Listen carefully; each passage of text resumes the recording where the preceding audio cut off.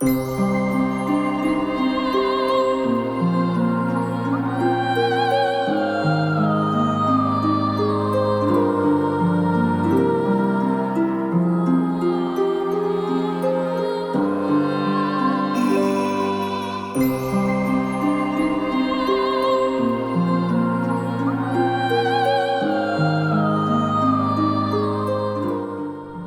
田城は浜田川に面した標高67メートルの独立丘陵に築かれた山城です。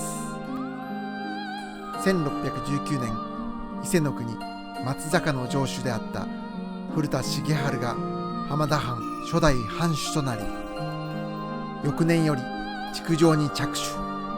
1622年頃には城下含めて城が完成したと言われています。城主は古田家から松平家、本田家といった親藩に受け継がれ、1866年第二次幕長戦争の際、浜田藩は長州藩に敗れ自称退場してその役割を終えました。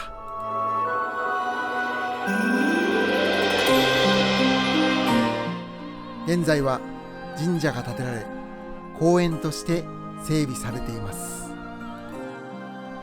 山頂部には当時の勇壮な姿を思い浮かべる石垣が多く残っています。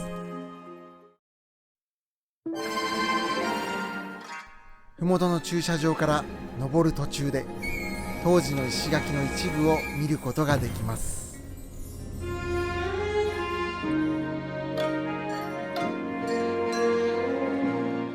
途上口にある門は諏訪の藩から移築されたもので、王子はここには門はなかったとされています。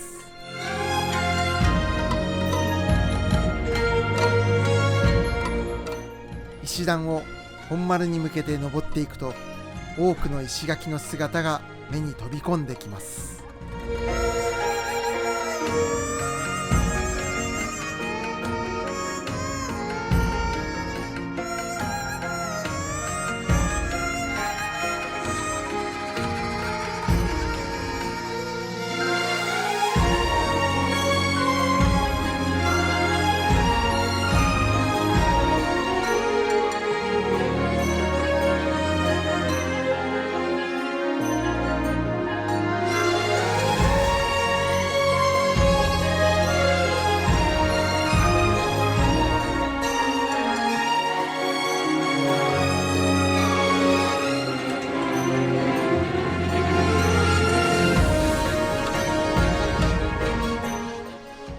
増形を抜けると間もなく本丸です。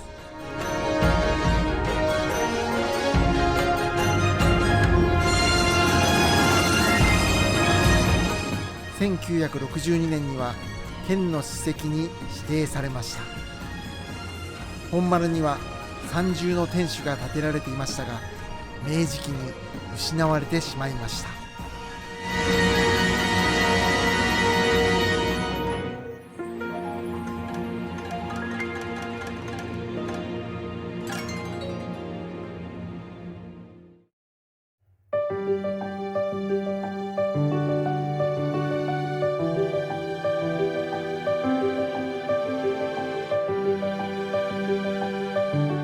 現在は日本海と浜田の街並みを見渡せる静かな癒しの場所として市民に愛されながら、今も浜田城は生き続けています。